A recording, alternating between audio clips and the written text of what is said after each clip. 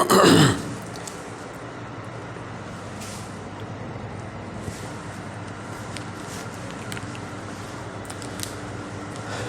Dear, तो good evening. आज class next करते हैं, ठीक है। ये दरअसल ये डेट जो मैंने लिखा है ये कल हमने आप लोगों को दिया था, किसी ने देखा नहीं और ना ही किसी ने रिप्लाई दिया, ना ही आंसर दिया। तो कोई बात नहीं, वीडियो कोई देख नहीं रहा है, चलिए कोई बात नहीं, ठीक है। तो आज अब मैं उस क्लास को जो मैंने कल क्वेश्चन दिया था ईडीडी निकालने के लिए, इसका इन सभी डेट का ईडीडी निकालने के लिए, एक्सपेक्टेड डेट ऑफ डिलीवरी निकालने के लिए, एक्सपेक्टेड डेट ऑफ डिलीवरी, ठीक है। एक्सपेक्टेड डेट ऑफ डिलीवरी निकालने के लिए ये हमने दिया था। तो इसमें जो है कि कल किसी ने कमेंट नहीं किया और ना ही किसी ने जवाब दिया, ठीक। ईडीडी निकालने के लिए हमने दिया था ये डेट। तो आइए चलिए हम निकाल के अब हमारा काम है बता देना कि ठीक है। तो ईडीडी निकालने के लिए देखिए कल हमने नेगली फार्मूला बताया था। कौन सा फार्मूला? नेगली फार्मूला बताया था, ठीक है। कौन सा फार्मूला? नेगलीज फार्मूला, ठीक है। नागलीज फार्मूला बताया था। इसमें हमने बताया था ईडीडी निकालने के लिए, एक्सपेक्टेड डेट ऑफ डिलीवरी, हमने कहा था LMP plus 9 month plus 7 days, ठीक है, ये हमने कहा था। तो देखिए अगर कंसीडर करें कि मान लीजिए अब जो हम मान के चलते हैं जितनी भी मेडिकल जो गायनिकोलॉजिकल जो भी देखी जाती हैं, एग्जामिनेशन हो या फिर कोई भी प्रॉब्लम हो, अगर गायनिकोलॉजिकल प्रॉब्लम है प्रेगनेंसी के दौरान, अगर प्रेगनेंसी के, तो उस टाइम हम नॉर्मल जो एलएमपी मानते हैं वो 28 डेज़ का मानते हैं। कितना? 28 डेज़ का ये मान के चलते हैं। तो उसी के अनुसार ये बनाया 28 डे। तो इसमें first day of last menstrual period, first day of last में, देखिए इसको करने का दो मेथड है, ठीक है। मेथड 1 एंड मेथड 2, ठीक है। Method 1 and method 2। मेथड 1 में क्या है, या तो फिर आप सब्ट्रैक्ट कर दीजिए। सब्ट्रैक्ट करने का मतलब यह है कि जो एलएमपी का डेट है, ठीक है, एलएमपी का डेट है उसमें ऐड करना है और मंथ में सब्ट्रैक्ट करना है और ईयर चेंज करना है। लाइक जैसे मान लीजिए कल मैंने ये एग्जांपल दिया था 12 अगस्त 2024 ये दिया था। तो पहले मेथड से, सब्ट्रैक्शन मेथड से, किससे?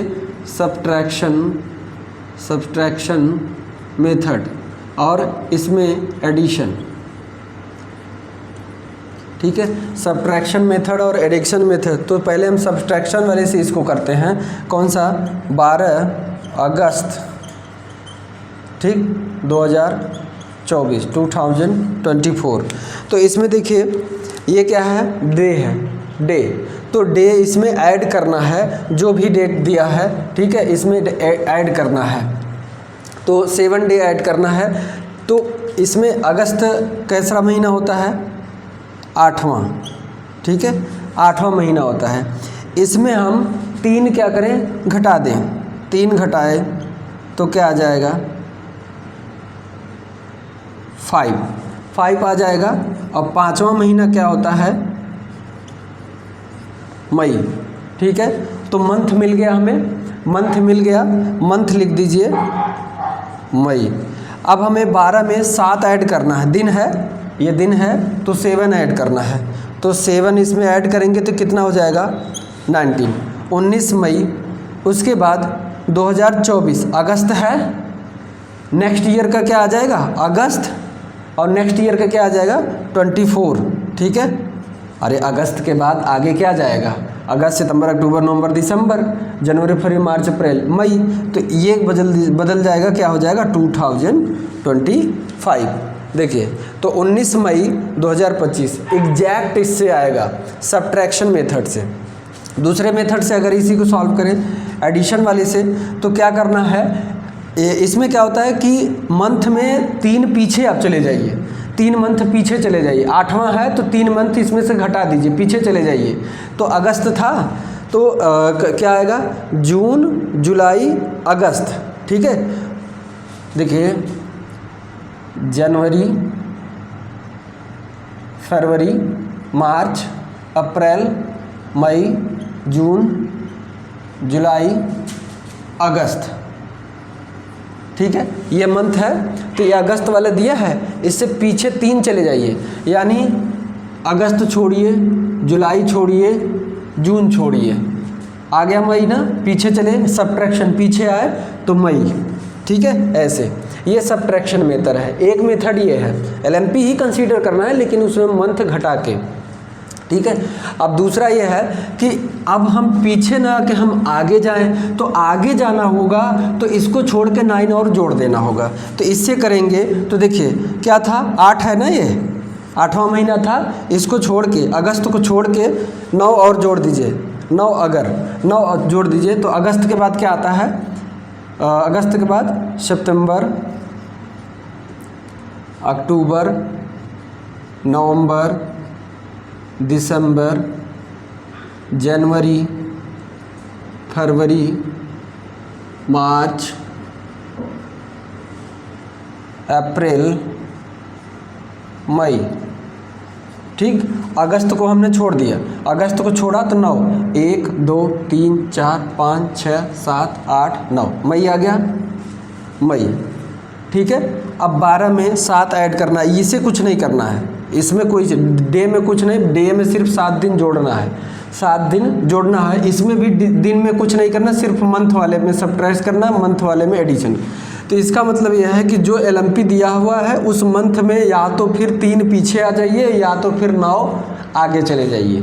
ठीक है, उसको छोड़ के तीनों पीछे आएंगे, देखिए 3 पीछे आ रहे हैं तो भी इसे अगस्त को छोड़ना पड़ रहा है, अगस्त, जुलाई, जून को छोड़ के, और इस महीने में आ रहा है। ठीक है, इस महीने में आ रहा है, तो ये एक मेथड ये है। अब इसको करेंगे तो 5 मई 2024 है, 5 मई, 5 में 7 जोड़ेंगे तो कितना आ जाएगा, 12 मई है। ठीक है, मई है तो इसको क्या करेंगे, मई देखिए मई है, ये वाला है, तो इससे क्या करिए, मई को छोड़ दीजिए, अप्रैल को छोड़ दीजिए, ठीक है, और मार्च को छोड़ दीजिए, आ जाइए 3 छोड़ दिए, सब्ट्रैक्शन से बता रहा हूँ, तो फरवरी यहाँ पे लिख लीजिए, फरवरी, सब्ट्रैक्शन घटाने वाले मेथड से बता रहा हूँ। ठीक है, तो ये फरवरी आ गया। उसके बाद फरवरी आने के बाद फिर उसके बाद यहाँ पे क्या चेंज हो जाएगा, ईयर चेंज हो जाएगा, तो 2024 है तो यहाँ पे क्या आ जाएगा, 2025। ठीक है, तो आ गया ना। तो अब अगर आगे जाना चाहते हैं तो मई था, देखिए मई, जून, जुलाई, अगस्त, सितंबर, अक्टूबर, ये मई है, चलिए ठीक है। ये यहाँ पे अप्रैल, मई, हाँ ये मान लेते हैं जनवरी, यहाँ से जनवरी, फरवरी, मार्च, अप्रैल, मई, मई के बाद क्या आ जाएगा, जून, जून के बाद जुलाई, उसके बाद अगस्त, सितंबर, यही है ये। तो इसको छोड़ दीजिए, 1 2 3 4 5 6 7 8 1 9, फरवरी आया कि नहीं, फरवरी। ठीक है, तो ये निकल गया। उसके बाद दोनों मेथड से आप कर सकते हैं, दोनों, और मेथड सिर्फ अप्लाई घटाने वाला मंथ में ही करना है, महीने वाले में ही। देखिए घटा रहे हैं तो भी जिस मंथ का दिया हुआ है, जो मंथ डेट में एलएमपी में जो मई मंथ बता रहे हैं उसको छोड़ ही दीजिए, यहाँ भी दिसंबर छोड़ दीजिए। तो दिसंबर के बाद इसमें 7 ऐड करना है, ऐड करना है, तो 5 25 5 30, ये महीना ख़त्म। उसके बाद कितना, 2 बच रहा है, तो 1 और 2 यानी कि 2, क्या दिसंबर छोड़ दीजिए, जनवरी, फरवरी, मार्च, अप्रैल, मई, जून, जुलाई, अगस्त, सितंबर, क्या सितंबर आ जाइए, आगे जब जाएंगे सितंबर, और उसके बाद सितंबर के बाद ये 2024। ठीक है, ये है ईडीडी कैलकुलेट करने का कल जो मैंने आप लोगों को दिया था। तो ये दोनों मेथड से कर सकते हैं। महीने में जो मंथ एलएमपी में दिया हो उसको छोड़ के पीछे 3 आ जाइए। ठीक है, उसको छोड़िए, जो मंथ दिया है उसको छोड़िए, एक और छोड़िए, फिर एक और छोड़िए पीछे। उसके बाद जब चौथे नंबर पर जो आएगा उसको लिखिए। अगर आगे जाना चाहते हैं तो भी इसको छोड़ के आगे के 9 महीने ऐड कर लीजिए, 9वें पे जो आएगा वही लिखिएगा। तो ये ईडीडी कर मैंने काम दिया था आप लोगों को, तो आप लोग कोई रिप्लाई दिए नहीं, बट कोई बात नहीं। ठीक है, तो अब हम बात करेंगे कल का जो एंटीनेटल केयर चल रहा था।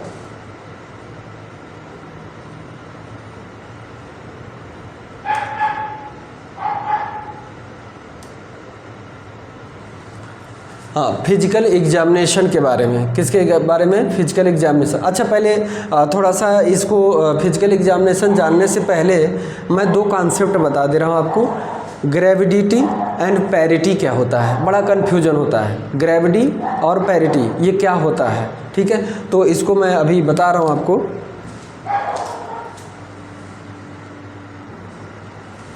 तो डियर देखिए, एक टर्मिनोलॉजी है जो आप लोग को हमेशा देखने के लिए केस बुक भरते हैं, ठीक है। एएनएम के स्टूडेंट जो केस बुक भरते हैं और जेएनएम के जो केस बुक मिलता है उसमें एंटीनेटल केसेस भरते हैं, ठीक है। और उस एंटीनेटल केसेस में आपको मिलेगा कि ग्रेविटा क्या थी, पैरिटी क्या था। तो ये कॉन्सेप्ट आता है और कुछ लोगों को बहुत कन्फ्यूजन होता है, तो इसलिए मैंने सोचा ग्रेविडा और पैरिटी इसके बारे में बता दें, ठीक है। तो ग्रेविडा का मतलब ये होता है, पहले तो हम ग्रेविडा की बात कर ले रहे हैं। ग्रेविडा कि ग्रेविडा मतलब क्या होता है? ग्रेविडा मतलब सीधा जो वुमेन प्रेग्नेंट होके आई है वो इसी का नाम है। वो प्रेग्नेंट होके आई है तो उसे क्या कहेंगे? ग्रेविडा, ठीक है। वुमेन प्रेग्नेंट है उसे क्या कहेंगे? प्रेग्नेंट वुमेन को ग्रेविडा कहते हैं। प्रेग्नेंट वुमेन को ग्रेविडा कहते हैं।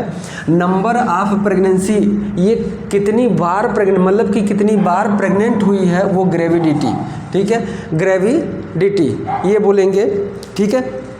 ग्रेविडिटी, नंबर ऑफ प्रेगनेंसी। उसके बाद नली ग्रेविडा, ठीक है, कितनी बार प्रेग्नेंट हुई है, अगर ये बात किया जाए कि इसको क्या कहेंगे? ग्रेविडिटी।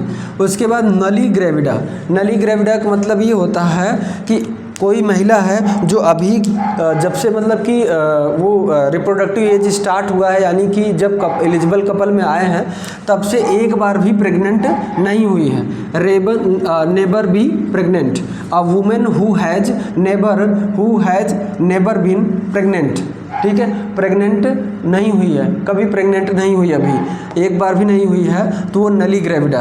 प्राइमी ग्रेविडा का मतलब a women who pregnant for the first time, पहली बार प्रेग्नेंट हुई है तो प्राइमी ग्रेविडा।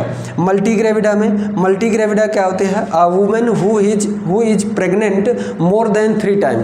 अगर कोई ऐसी महिला आपके पास आई है वो तीसरी बार से मतलब 3 बार से ज़्यादा बार प्रेग्नेंट हो चुकी है तो उसे मल्टी ग्रेविडा में रखेंगे, ठीक है, मल्टी ग्रेविडा कहेंगे। और इसे जो पहली बार प्रेग्नेंट हुई उसे प्राइमरी ग्रेविडा कहते हैं। अब उसके बाद हम पैरिटी की बात करते हैं। ग्रेविडिटी हो गई, पैरिटी की बात करते हैं कि पैरिटी क्या होता है। तो इसको आप नोट कर लीजिए, आपको बहुत हेल्प मिलेगा। अभी मैं इसके जो सिंबल जो भरे जाते हैं उसमें केसबुक में GTPAL जो भी है वो सभी हम जितने भी एब्रीवेशन है, जितने भी सफिक्स यूज होते हैं, एब्रीवेशन यूज होते हैं, वो सारे हम बताएंगे कि जब गायनिक का, जैसे मान लीजिए गायनिकोलॉजिस्ट जो वुमेन्स का एडमिशन लेती है तो उसमें भी लिखा रहता है, ठीक है।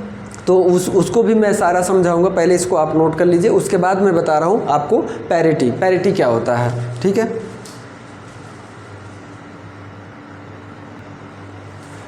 तो देखिए डियर, पैरिटी क्या होता है मैं आपको बता रहा हूँ। पैरिटी, ठीक है, ग्रेविडिटी बता दिया, अब ये पैरिटी क्या होता है, ठीक है।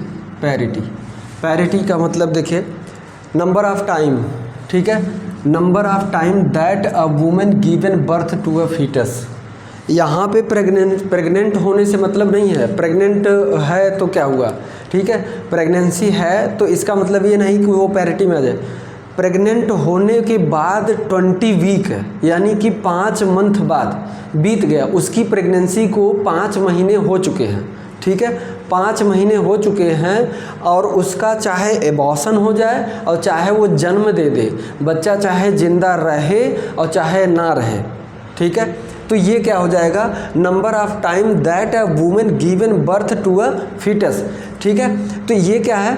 बच्चे को 20 वीक बाद जो है बर्थ दे रहे हैं, 5 महीने बाद बर्थ पैदा हो जा रहा है बच्चा, क्योंकि 20 वीक तक विएबल पीरियड माना जाता है, ठीक है। और अगर जैसे कि ऑर्गेनोजेनेसिस तो फर्स्ट ट्राइमेस्टर तक, ठीक है। तो 5 महीने बाद यानी कि 20 वीक बाद वो चाहे अबॉर्ट हो जा रहा है चाहे वो पैदा कर रहा है, ठीक है। तो पैदा होने के बाद, ठीक है, नंबर ऑफ, अगर एबॉर्शन हुआ है तो उसी को ए लिखेंगे, ए लिख के 0, तब उसमें नहीं, पैरिटी में नहीं काउंट करेंगे। और अगर सामान्यतः यूट्राइन कॉन्ट्रैक्शन हो के नॉर्मली जैसे डिलीवरी होती है वैसे डिलीवरी हुई, भले बच्चे को 5 ही मंथ प्रेगनेंसी हुई, तो ऐसा क्या है कि नंबर ऑफ टाइम दैट कितनी बार महिला ऐसी होती है जो 5 महीने के बाद की प्रेगनेंसी, 5 महीने के बाद कितने डिलीवरी हुई है, कितनी बर्थ बच्चे को बर्थ कर चुके हैं, उसे पैरिटी कहते हैं। It is the number of birth, या फिर इसी को कहते हैं it is the number of birth not the number of foetus. ज़रूरी नहीं है कि बच्चा पैदा हो गया तो जिंदा है कि नहीं है, पैदा होते ही डेड हो जाए बच्चे की, तो ये नहीं, लेकिन वो पैदा की तो जितनी बार पैदा करेगी उसे पैरिटी कहते हैं। तो पैदा कर दी, और वो भी एक टाइम लिमिट है। अगर 20 वीक से 5 महीने से पहले तो वो पैरिटी में काउंट नहीं होगा। 20 वीक के बाद कितना, 20 वीक, ठीक है।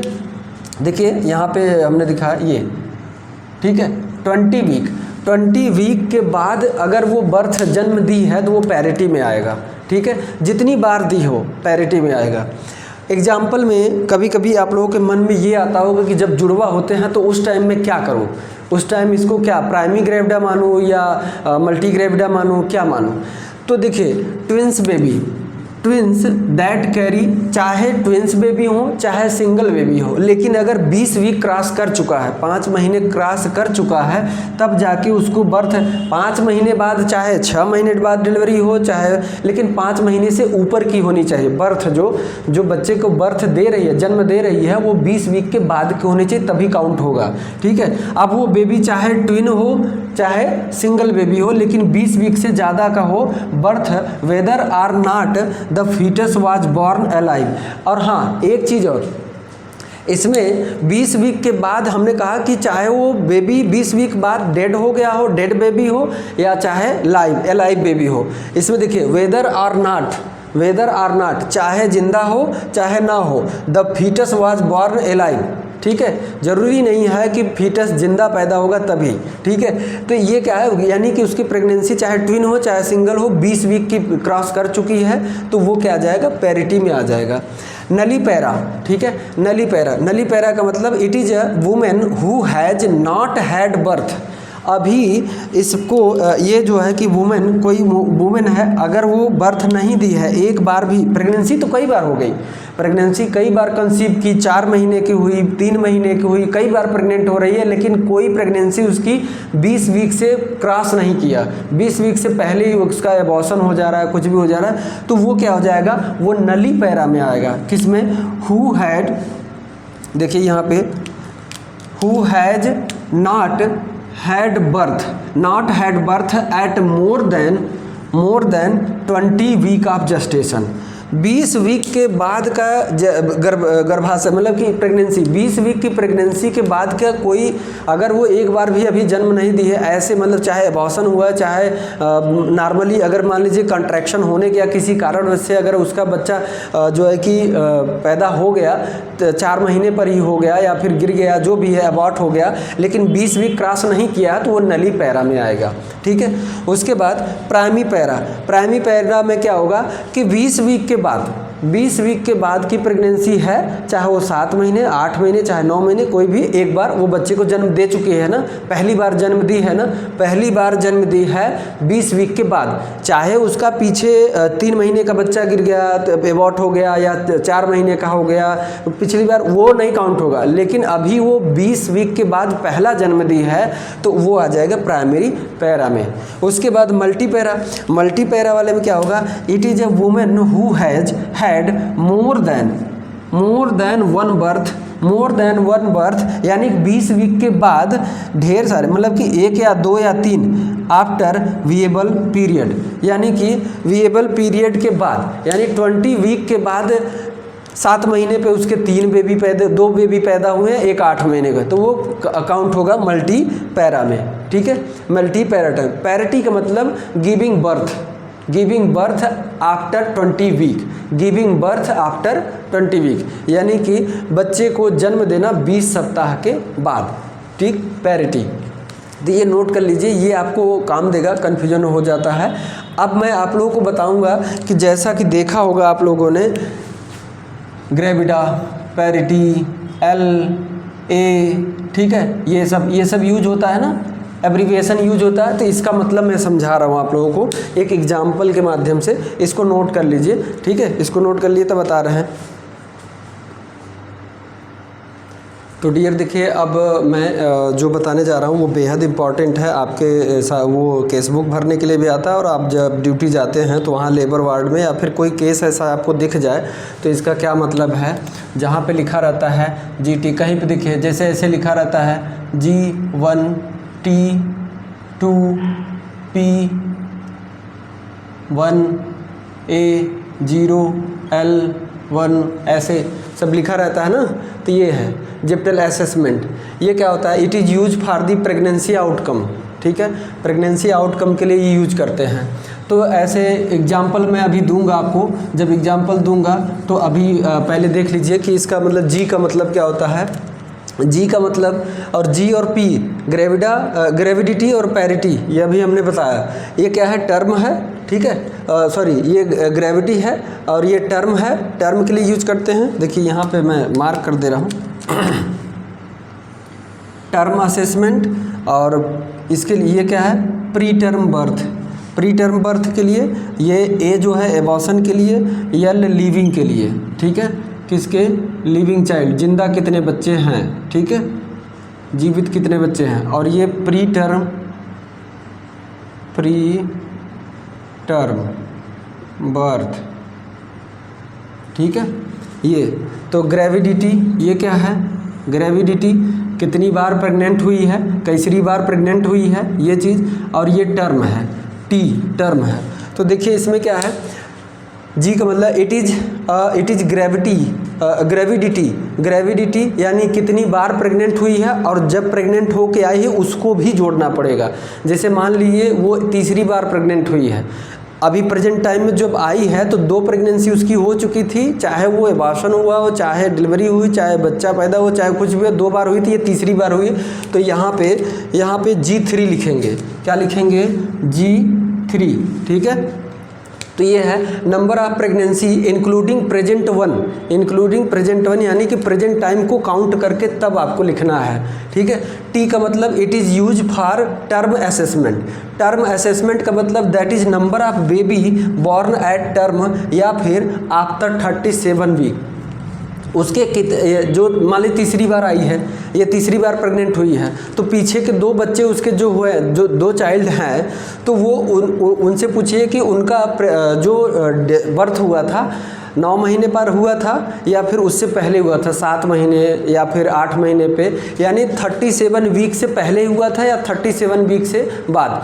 अगर 37 वीक से बाद में आया है, दोनों अगर 37 वीक के बाद पैदा हुए हैं तो क्या लिखेंगे, और अगर एक 37 से पहले और एक 37 के बाद है तो यहाँ पे लिखेंगे टी। एक जो है कि टर्म पैदा हुआ, एक 37 से पहले यानी 7 महीने पे ही पैदा हुई, यानी प्री टर्म, तो टर्म 1 लिखेंगे, टर्म 1 लिखेंगे, ठीक है। तो तीसरी बार प्रेग्नेंट हुई है, एक बच्चा उसका टर्म पैदा हुआ था, एक प्री टर्म पैदा हुआ था, एक जो है कि 37 के बाद पैदा हुआ था, एक बिफोर 37 यानी 37 से पहले पैदा हुआ था, ठीक है, बिफोर 37 वीक। तो पी का मतलब प्री टर्म। तो यहाँ पे अब क्या लिखेंगे, यहाँ पे देखिए, इसको मैं थोड़ा सा कलर चेंज कर दूँ, G3 1। उसके बाद P क्या लिखेंगे, P भी 1 लिखेंगे, P भी क्या लिखेंगे 1, क्योंकि एक प्री टर्म पैदा हुआ था, एक क्या पैदा हुआ था, प्री टर्म, ठीक है, ये हो गया। उसके बाद P के बाद आगे कह रहा है A, it is abortion or before 20 week of pregnancy. कोई ऐसी प्रेगनेंसी जो बिफोर 20 वीक से पहले एबॉर्शन हुआ हो या डिलीवरी हो गई हो, 20 वीक 5 महीने से पहले डिलीवरी हो गई हो, चाहे एबॉर्ट हो गया हो, कुछ भी ऐसा अगर है, तो अगर एक हुआ है, पहली बात तो ये, तीसरी बार उसने कहा कि नहीं दोनों पैदा हुए हैं लेकिन 7 महीने पे 20 वीक से ज़्यादा पैदा हो, इसलिए। तो यहाँ पे एबॉर्शन ए के लिए जब कुछ नहीं है तो ए के लिए 0, क्या लिख देंगे 0, ये 0, ठीक है, ऐसे हो गया। अब उसके बाद यल, यानी 2 बच्चे जो पैदा हुए थे दोनों जिंदा है, दोनों अभी जिंदा है, मतलब कि बड़े हैं, ठीक है, अभी है, लाइव चिल्ड्रेन है। तो यहाँ पे एल में क्या लिखना है, 2 लिखना है। तो ऐसे असेसमेंट उसका हो गया, ठीक है, ऐसे असेसमेंट हो गया, इसी को बोलते हैं GTPL, ठीक है, GTPAL असेसमेंट, जिप्टल असेसमेंट। तो जिप्टल असेसमेंट ये पता लगाता है कि प्रेगनेंसी आउटकम क्या है, कि कितना हमें सावधान होना है, कितना नहीं, कॉम्प्लिकेशन हो सकता है कि नहीं हो सकता है, ये तीसरी इसकी प्रेगनेंसी है, क्या दिक्कत आ सकती है, क्या नहीं आ सकता, ये सब चीज़ें हैं। प्राइमरी ग्रेविडा है, मल्टी ग्रेविडा है, एबॉर्शन कितने हुए हैं, क्या चीज़ें, इससे बहुत सारी हेल्प मिलती है। तो ऐसे अब मान लीजिए अब हम एक महिला आई है जो कि वो चौथी बार या 5वीं बार प्रेग्नेंट हुई है, 5वीं बार प्रेग्नेंट हुई है। क्या, एक केस दे रहा हूँ, केस आप करिए, 5वीं बार प्रेग्नेंट हुई है, प्रेगनेंसी, ठीक है, 5 टाइम प्रेग्नेंट, ठीक, प्रेग्नेंट हुई है। अब ये जब आई है तो एक बार प्रेग्नेंट, तो 5 और ये प्रेजेंट टाइम का लेके उसका क्या लेंगे, 6, तो यहाँ पे G6 लेंगे। अब पिछले जो 5 टाइम प्रेग्नेंट हुई थी, क्या उसमें से 5 के पाँचों पैदा हुए हैं 30, पहला लगाइए, पहला कॉन्सेप्ट 37 के बाद पैदा हुए हैं या 37 से पहले, तो वो बताएगी कि टी यानी टर्म 37 के बाद कितने पैदा हुए, बोली कि 2 पैदा हुए थे, 2 पैदा हुए हैं। उसके बाद उसने बोला कि प्री टर्म, तो 3 प्री टर्म पैदा हुए थे, 3 प्री टर्म पैदा हुए थे, उसमें भी 3 में 1 एबॉर्ट हुआ था, यानी 20 वीक से पहले ही हो गया था, और 2 जो है 20 वीक के बाद। तो यहाँ पे प्री टर्म में भी 2 लिखेंगे, प्री टर्म में भी 2। उसके बाद एबॉर्शन 1 हुआ था 20 वीक से पहले, एबॉर्शन 1 हुआ था, तो यहाँ पे 1 लिखेंगे। अब जो 2 है कि जो टर्म 2 पैदा हुए थे, ठीक है, जो टर्म 2 पैदा हुए थे वो जिंदा है, और इसमें से 1 जिंदा है, प्री टर्म में से 1 जिंदा है, क्योंकि एक 20 वीक से पहले था, 20 वीक के बाद 7 महीने पैदा हुआ था, और एक 8 महीने पे, तो ये है प्री टर्म। तो इसमें जो है कि 2 ये हो गए, और एक लाइव चिल्ड्रन कितने हो जाएंगे, 3, ठीक है। तो 6 प्रेगनेंसी, यानी कि टर्म 2 पैदा हुए थे वो जिंदा है, ठीक है, प्री टर्म में 2 पैदा हुए थे, यानी कि 20 वीक के बाद 2 पैदा हुए थे, 1 एबॉर्ट हो गया था, तो 2 2 4 और 1 5 हो गया ना, 2 2 4 1 5, और एक प्रेजेंट का लेके 6, और 3 जिंदा है, और 1 एबॉर्ट हो गया था, ठीक है। तो इसमें यहाँ पे हाँ, जब प्री टर्म भी जिंदा है, ये भी जिंदा है, तो 4 चिल्ड्रन, ठीक है, 4 लाइव हैं। लेकिन अगर वो कह दे कि प्री टर्म वाले 2 में से 1 डेड हो गया, ठीक है, 1 का डेथ हो गया, तो आप यहाँ 3 लिखेंगे, यानी जितना जिंदे होंगे, ठीक है, उसके बेबी जितने अभी लाइव होंगे वो लिखना होगा। तो ये जिप्टल असेसमेंट है, ऐसे किया जाता है। तो डियर आज के लिए बस इतना ही काफ़ी। अभी मैं अब नेक्स्ट क्लास में आपको फिजिकल एग्जामिनेशन बताऊंगा, क्योंकि मुझे लगा कि थोड़ा सा इसमें EDD बता रहा था, एस्टिमेटेड डेट ऑफ डिलीवरी बता रहा था, तो उसी टाइम आपको ऐसा ज़रूरत पड़ता है कि इसका कैसे निकाला जाए GTPL असेसमेंट, मतलब कि क्या पिछली रिकॉर्ड है, हिस्ट्री, काफ़ी चीज़ें इसको मिल जाती है। इस तरह से हिस्ट्री लेने का ही तरीका है, ठीक है, ये हिस्ट्री ही लिया जाता है ऐसे ही। तो जो गायनेकोलॉजिस्ट होती हैं ज़्यादातर वो फॉर्म पे जो एडमिशन फॉर्म होता है, तो उसको ये असेसमेंट करने के बाद, यही असेसमेंट करने के बाद ऐसे लिख देते हैं, ठीक है, तो ऐसे लिख देते हैं। ये सारी चीज़ें इसको आप नोट कर लीजिएगा, इससे काफ़ी हेल्प मिलेगा। अब डियर नेक्स्ट क्लास में हम आपको फिजिकल एग्जामिनेशन बताएंगे, ठीक है। Thank you so much dear, खुश रहिए, मस्त रहिए, ठीक है, और वीडियो को देखते रहिए, नहीं देखते कोई बात नहीं, ये आप लोगों के लिए है मैटर, मेरे लिए नहीं। मैं तो आपको पढ़ाने के चक्कर में मैं तो पढ़ ही रहा हूँ, ठीक है, मैं जितना भी हो सकता है आप देखिए चाहे ना देखिए, जो भी है मैं देखता हूँ कि कितने घंटे बीत जाते हैं, कोई देखता नहीं है, जो भी है मेरा वो है। हाँ, इतना है, मैं दिल से बताऊँ, इतना है कि वो आप लोग भी जानते हो, वो आप लोग भी जानते होंगे कि मैं डालता हूँ तो यही देखता हूँ कि कितने लोग देखें, मुझे थोड़ा खुशी मिलती है कि चलो इतने लोग देखें, इतने देखें, मेरा कंटेंट अच्छा लगा, काम आया, ये सी चीज़ है, ठीक है। तो बाकी जो भी है, अगर आप व्यू करें, देखते हैं वीडियो, अगर नोट्स बनाते हैं, मैटर देख रहे हैं, नोट्स बना रहे हैं, तो अगर जिस दिन पास हो जाएंगे तो वो मुझे खुशी, आपको खुशी मिलेगी, तो आप खुश रहेंगे तो हमें खुशी मिलेगी, ठीक है। तो खुश रहिए, अभी भी खुश रहिए, मस्त रहिए, चाहे अभी भी, चाहे यहाँ रहिए, चाहे कहीं रहिए। Thank you so much dear.